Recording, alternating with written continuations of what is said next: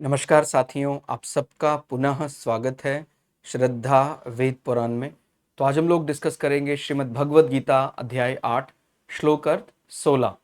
इससे पहले हम लोगों ने अध्याय 1 से 7 तक सभी श्लोक अर्थ सरल हिंदी भाषा में दोनों ही चैनल श्रद्धा एस्ट्रो ज्योतिष, श्रद्धा वेद पुराण में अपलोड कर दिए हैं।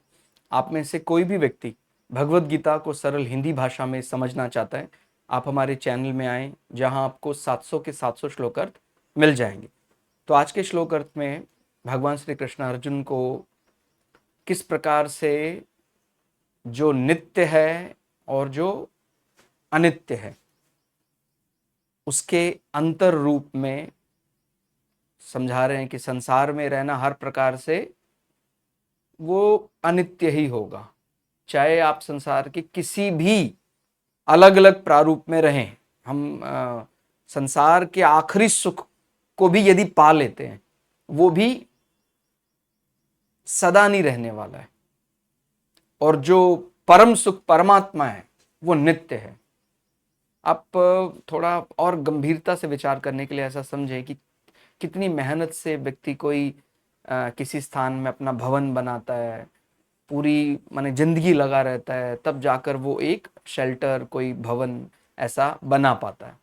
उसके बाद उस स्थान से उसको प्रेम हो जाता है, और कुछ वर्षों के बाद उस स्थान को अगर उसको कहें कि छोड़कर जाना पड़ेगा तो उसको बड़ा मोह हो जाता है। माने जनरेशंस उसकी वहां रह रही हो, अचानक उसको वहां से जाना पड़े तो वो बड़ा माने हृदय विदारक हो जाता है। तो हम कितने ही बार बार अपने स्थान से निकाले जा रहे हैं, भवन बनाने का प्रयास करते हैं, कुछ दिन रुकते हैं, फिर दुत्कार दिए जाते हैं, फिर दोबारा नई जगह जाते हैं। तो मतलब ये असहनीय पीड़ा के समान है। मतलब आप कभी कभी मन में आता होगा कि जब कोई पुराने स्थान आप जाते हैं जहां हम कभी रहा करते थे, जो हमारा निवास था, और किसी कारण से वो हमारा नहीं रहा, छिन गया, उसका भी कितना ज्यादा हमें मन पर, हम पर असर पड़ता है। तो बोल रहे हैं कि हमारा तो जीवन ही कुछ ऐसा है, संसार में वो जहां भी जाएगा वो अनित्य है, माने वो उसको हटा दिया जाएगा कुछ समय के बाद। मतलब कहते हैं आखिरी सीमा भी जो संसार की है, हो सकता है वहां समय थोड़ा सा ज्यादा हो जाए, लेकिन वहां से भी उसको जाना होगा। तो आप समझ सकते हैं, रहकर मन लगाना और उसके बाद उस जगह को छोड़कर जाना, बिछो, ये चलता ही रहेगा। तो माने ये सब अलग अलग प्रकार के कारण हमें समझने पड़ेंगे। जैसे हमने 15वें श्लोक में समझा था कि कोई भी कारण हो सकता है ईश्वर से प्रेम करने का, ईश्वर को जानने का, ईश्वर को समझने का। तो अगर आपको इस प्रकार से समझ में आता है कि मैं नित्य चाहता हूं, मतलब मैं जहां रहूं सदा के लिए रहूं, मेरा परमानेंट निवास स्थान क्या है, मुझे तो बार बार जगह में रखते हैं फिर बदल देते हैं, मृत्यु लोक में रखा, फिर अभी बोले अब आप देवलोक में चले जाइए, वहां रहे, हो सकता है 1000 साल रहे, 10,000 साल रहे, फिर ठीक है आप यहां से अब जाइए, हो सकता है वहां और भी बड़े लोक में चले गए, ब्रह्मलोक में चले गए, फिर भी मतलब जब तक वो प्रलय नहीं आई, यानी आदि से अंत तक रहे, और जैसे अंत हुआ फिर दोबारा। तो ये जो पुनरावृत्ति है बार बार कितना परेशान करेगी, हमें बार बार ये एहसास कराती है कि बड़ी मुश्किल से हमने उस भवन में रहने के आदी हुए थे, उस स्थान को समझने लगे थे और हमें हटा दिया गया। ठीक है, तो इसलिए ये श्लोक आप समझेंगे तो आपको आपका जो वास्तविक घर है उसके प्रति आपका एक विचार जागेगा। फिर मेरा वास्तविक घर है तो है कहां? कहते हैं मृत्यु लोक भी नहीं है, देवलोक में भी नहीं है, ब्रह्मलोक में भी नहीं है, तो वो क्या है, कितना ज्यादा सुख वहां मिल सकता है? तो भगवान कहते हैं, हे अर्जुन, ब्रह्मलोक पर्यंत सब लोक पुनरावृत्ति है। आप मृत्युलोक से लेकर ब्रह्मलोक तक चले जाइए, सब जगह आपको रिपीटिव, जैसे मैंने बताया कि बड़ी मुश्किल से व्यवस्था बनाई, फिर टूटी, फिर बनाई, चलता रहेगा, पुनरावृत्ति। और कई बार मन बड़ा ऊब जाता है, एक ही जैसे काम को हजारों साल करते रहना पड़ेगा क्या? मतलब वही सुबह 4 बजे उठना और सारा अनुशासन का पालन करते हुए जीवन, क्या ये आजीवन करते रहेंगे? इसका कोई अंत नहीं होगा। मतलब हम जो पालन करते हैं, धर्म पारायण होते हैं, नियमावली बनती है, वो नियम या धर्म का पालन करते हैं ताकि हमें मुक्ति मिल सके। तो अगर केवल धर्म पालन ही करना हो, वो हमें कहीं पहुंचा नहीं रहा हो, तो हमारा जो मन है वो विचलित होने लग जाता है कि भाई ये कब तक चलता रहेगा। बड़ी मुश्किल से हमने मनुष्य जीवन हमें मिला था, उससे पहले हम और कोई दूसरे लोक में कोई और दूसरा ही हमारा योनि था। अभी बोल रहे हैं कि ये भी आपको छोड़कर दूसरा करना पड़ेगा। कब तक चलता रहेगा? जब तक हम अपने वास्तविक स्वरूप को समझने के लिए तैयार नहीं होंगे, जब तक हम इस संसार से किसी भी प्रकार से मिलने वाले सुख को शून्य नहीं कर देंगे। भाई अपने को नहीं चाहिए, हमने देख लिया। संसार के किसी भी सांसारिक वस्तु, व्यक्ति, विचार से मिलने वाला सुख स्थायी नहीं हो सकता है। माने सांसारिक मैं बात बता रहा हूं। तो क्या बोलते हैं, हे अर्जुन, ब्रह्मलोक पर्यंत सब लोक पुनरावृत्ति, ऊब जाता है मन, बार बार वही करना पड़ेगा। कब तक चलता रहेगा ये? कहता है फिर आपको अगले जन्म में यही करना है। अभी आप पहले छोटे थे, फिर थोड़ा बड़े हुए, फिर अलग अलग प्रकार के चैलेंजेस आए, विवाह हुआ और ये सब, फिर अब अपने बच्चे हो गए, उनके विवाह के लिए चिंताएं, ये सब। अब हमारा वृद्धावस्था हो गई, मृत्यु नजदीक आ रही है। लेकिन अगर हमने कुछ ऐसा परमात्मा के साथ, आत्मज्ञान क्या है, परमात्मा, उसके कुछ संबंध नहीं जोड़ा है, तो यही बार बार करना है अपने को। माने संसार में आना है, फिर वही करना है, फिर मरना है, फिर वही करना है। तो जो लोग इससे अब फेडअप हो चुके हैं पूरी तरह से कि नहीं नहीं ये हम नहीं करना चाहते, वो फिर अपने वास्तविक स्वरूप को समझने का प्रयास करते हैं। ठीक हो गया? तो परंतु हे कुंती पुत्र, मुझको प्राप्त होकर पुनर्जन्म नहीं होता है। मुझको का अर्थ है यहां कि जो परमात्मा को प्राप्त हो गया है उसका फिर पुनर्जन्म नहीं होता। जो बहुत बड़ा, माने सबसे बड़ा संकट तो यही है ना, द्वंद्व रहेगा, पुनर्जन्म होगा, द्वंद्व समाप्त, पुनर्जन्म समाप्त। द्वंद्व यानी अच्छा बुरा, हानि लाभ, ये द्वंद्व समाप्त करना है, समस्थिति को पाना है। क्योंकि मैं कालातीत हूं। कालातीत यानी मैं समय की सीमाओं में बांधा नहीं जा सकता हूं। बाकी कोई भी लोक होगा उसमें भाई, जैसे मृत्यु लोक होगा तो कहते हैं भाई इतने वर्ष का आयु है, देवलोक में कहेंगे इतने 1000 वर्ष की आयु है, ब्रह्मलोक में कहेंगे इतने करोड़ों वर्ष की आयु है। तो वहां मतलब समय बांधा जाएगा आपको। लेकिन जो परम प्राप्ति है वहां पर आपको बांधा नहीं जाएगा। वहां समय कैसे दे सकते हैं? क्योंकि परमात्मा तो कालातीत है और ये सब ब्रह्मादि के लोक काल के द्वारा सीमित होने से अनित्य है। माने उनका तो नाश होना ही है, उनको सीमा में रहकर काम करना पड़ता। तो आप कभी मन में ये विचार है कि कौन सा ऐसा स्थान है जो समय से परे है, जहां समय की कोई बाधा नहीं? वो तो एक ही स्थान है, मुक्ति पद परमात्मा। बाकी ब्रह्मलोक में भी समय की बाधा आएगी, हो सकता है थोड़ा समय के बाद आए। भाई हमारा मृत्युलोक में थोड़ा है, भाई कह रहे 100 वर्ष रहेंगे आप, वहां हो सकता है आपको करोड़ साल मिल जाए, लेकिन वहां भी समय की बाधा तो आएगी ही आएगी। लेकिन जो परम पद परमात्मा को मिल गया, वहां फिर समय की बाधा नहीं, वो अनंत है। उसको अनंत काल कहना भी गलत है कि वो अनंत ही है, फिर वो सदा रहने वाला। तो इस श्लोक को थोड़ा और गंभीरता से समझे, इसका थोड़ा और स्पष्टीकरण करें तो बार बार घर से बिछड़ने की पीड़ा व्यक्ति अच्छे से समझ सकता है। मतलब एक सांसारिक दृष्टि से समझाने का प्रयास किया गया है कि कैसे जब हम एक बिल्डिंग से हमारा कई बार मोह हो जाता है, भाई 2 वर्ष रहे फिर छोड़ना पड़ा, तो उसी से बड़ा मोह हो जाता है। तो ये कब तक हमें ऐसा दुत्कार दिया जाएगा? मनुष्य जीवन मिला, फिर दोबारा आना पड़ेगा, ये जीवन जिया, फिर देवलोक में गए, ये सब कब तक चलता रहेगा? तो क्या हमारा इससे निकलने का मन नहीं करता है? बार बार घर से बिछड़ने की पीड़ा, उससे क्या मुक्ति हम नहीं पाना चाहिए? तो उसी से अपने को, उसी सांसारिक दृष्टि से रिलेट करके चलेंगे तो अच्छे से समझ में आएगा कि क्या विचार यहां रखा जा रहा है। तो व्यक्ति का अपना घर फिर कौन सा है, जब उसको हर जगह ही छोड़ना है? भाई कभी मृत्यु लोक जा रहा है, कभी वो देव लोक जा रहा है, फिर उससे ऊंचे लोक में जा रहा है, वहां जा रहा है, वहां जा रहा है, ब्रह्म लोक जा रहा है। कोई उसका अपना घर ही नहीं, क्या उसका कोई मतलब, हर जगह वो किराएदारी है, उसका कोई स्थायी निवास नहीं है। जैसे आप ऐसा समझें कि भाई जैसे जिस व्यक्ति के पास घर ना हो, वो कभी इस धर्मशाला में जा रहा है, कभी वहां किराए पर है, कभी वहां रुक रहा है, कभी वहां कोई सराय में रुक रहा है, ऐसे बेचारा परेशान हो जाता। तो क्या हम सबका कोई स्थान, स्थायी निवास है? तो हम सबका स्थायी निवास है परम पद, परमात्मा की प्राप्ति, जिसको मोक्ष कहा गया है, जहां से बिछो ना हो। वास्तव में परमात्मा की प्राप्ति हम, हमारा परम निवास, परम धाम, वास्तविक घर है। इसके अलावा जितने भी अलग अलग धाम हैं, देवलोक, ब्रह्मलोक, उन सब में मनुष्य को कुछ समय के बाद स्थान छोड़कर जाना ही पड़ता है, क्योंकि वह उसका वास्तविक घर है ही नहीं।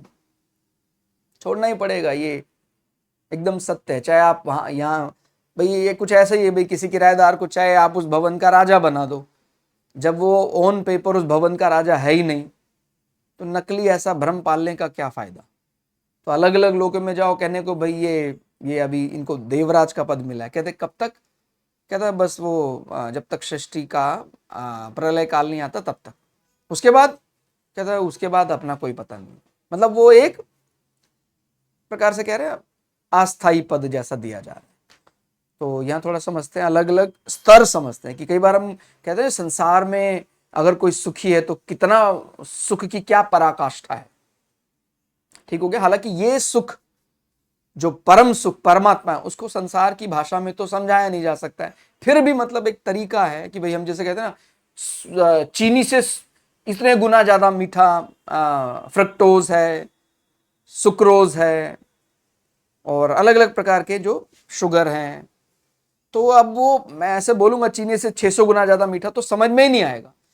तो ऐसे कुछ ऐसा है कि भाई सांसारिक शब्द वही है, सुख जिसको हम बोलते हैं, उससे हम कोशिश कर रहे हैं समझने की कि कितना अधिक बड़ा होगा।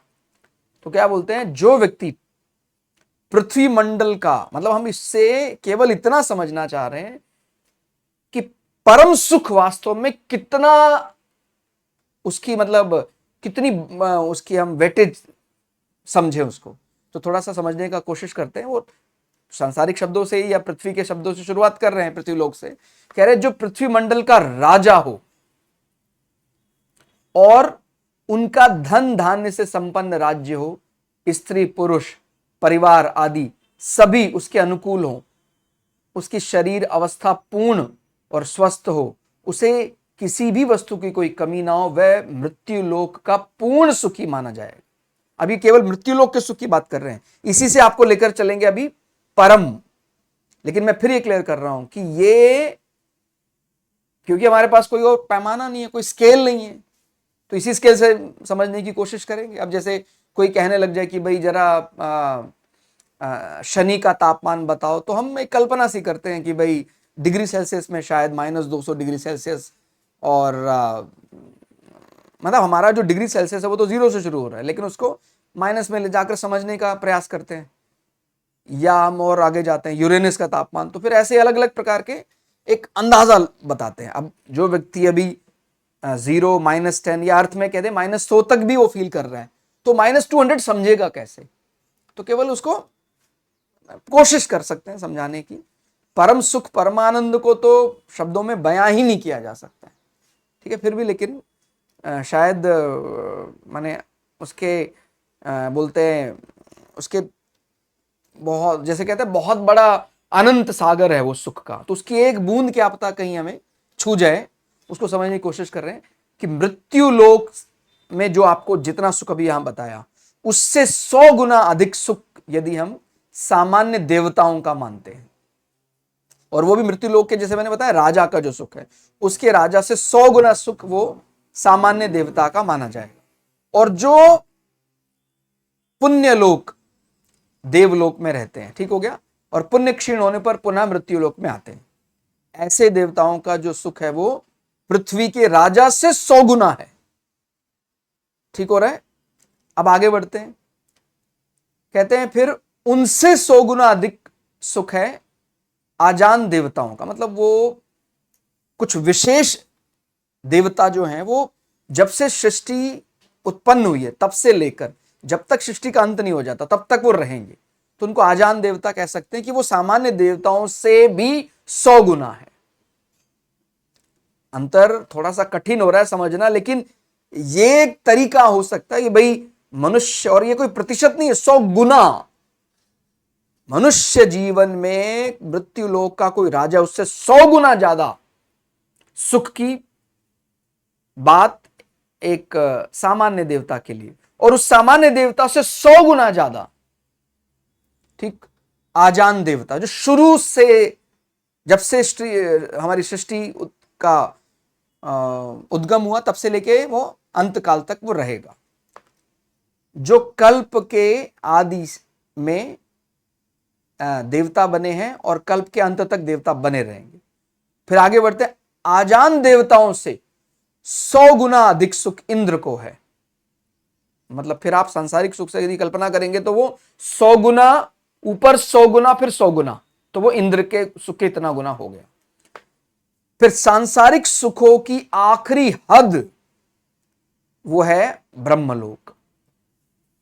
मतलब संसार की, क्योंकि ब्रह्मलोक को भी हम संसारिक सुख ही कहेंगे, ब्रह्मांड को भी हम पारमात्मीय सुख नहीं कहेंगे, माने जो ब्रह्मा लोक अलग अलग लोक में है वो, कि वो परमात्मा का सुख नहीं, वो सांसारिक सुख। तो सांसारिक सुख की आखिरी परिसीमा वो क्या है? ब्रह्मलोक। वो क्या है? इंद्र के सुख से 100 गुना अधिक सुख ब्रह्मलोक को है। ब्रह्मलोक से फिर, मतलब आप यहां तक पहुंच गए, ब्रह्मलोक से फिर अनंत गुना सुख भगवत प्राप्त तत्वज्ञ जीवन मुक्त महापुरुष को माना है। हालांकि अनंत तो फिर हर एक से अनंत ही होता है, लेकिन वहां तक ले जाने का कारण यह रहा कि हमें थोड़ा बहुत शायद उस इन शब्दों से समझ में आ जाए कि वो सुखी होना वास्तव में क्या है। वहां फिर जन्म मरण, हानि लाभ, जय पराजय, ये सब द्वंद्व समाप्त हो जाएगा, सदा के लिए सुखी हो जाएगा, अनंत सुख। तो वो ब्रह्मलोक से भी अनंत गुना सुखी। तो अनंत ब्रह्म और अनंत ब्रह्मांड समाप्त हो जाएं तो भी यह परमात्मा प्राप्ति का सुख कभी नष्ट नहीं होता, सदा बना रहता है। तो यहां पर भगवान ने उस अनंत सुख को दूसरे लोकों से एक प्रकार तुलना करने का प्रयास किया। और कोई भी कारण हो सकता है, भगवत गीता का तो मैं तो कहता हूं कोई भी श्लोक कारण हो सकता है हमारे मन में भक्ति जगाने का, हमारी मुक्ति का कारण बन सकता है। तो बस आप लगे रहिए, पुनरावृत्ति जारी रखिए, और आप लोगों के सहयोग से मुझे भी बड़ा बल मिलता है। और नहीं तो 700 के 700 श्लोक रिकॉर्ड करने का जो मादा है ऐसे प्राप्त नहीं होता है। आप लोगों के सहयोग के कारण ही हम 8वें अध्याय के 16वें श्लोक तक पहुंच गए हैं, और ऐसा ही सहयोग मिलता रहा तो हम लोग भगवत गीता के 700 के 700 श्लोक पूरे करेंगे। तो आज के श्लोक अर्थ में फिलहाल इतना ही। श्लोक अर्थ आपको कैसा लगा कमेंट करके जरूर बताइएगा। मिलते हैं अगली वीडियो में, तब तक के लिए जय श्री भगु पराशरा, जय श्री शुक्राचार्य, नमस्कार। अच्छा, एक चीज और भी है, जब ये श्लोक हमारे खत्म हो जाएंगे, हालांकि बीच में भी हमने कई अतिथियों के साथ और हमारे गुरु महाराज के साथ हमने चर्चा की थी, तो जब 700 के 700 श्लोक पूरे हो जाएंगे तो फिर हम एक विशेष सीरीज भी रिकॉर्ड करेंगे, जहां फिर गुरु जी के साथ जो भी हमने श्लोक पहले रिकॉर्ड किए हैं उन पर कोई संशय ऐसा आया होगा, उस संशय का समाधान किया जाएगा। ठीक है, तो आप लोग पहले तो ये 700 के 700 श्लोक पूरे करें, और उसके बाद हम अलग अलग उपनिषदों से, वेदों से और अलग अलग पुराणों से, गीता से आपके सामने क्या महापुरुषों का विवेचना हो सकती है इसके बारे, वो रिकॉर्डिंग भी रखेंगे। तो आज के लिए इतना ही, मिलते हैं अगली वीडियो में, तब तक के लिए जय श्री भगु पराशरा, जय श्री शुक्राचार्य, नमस्कार।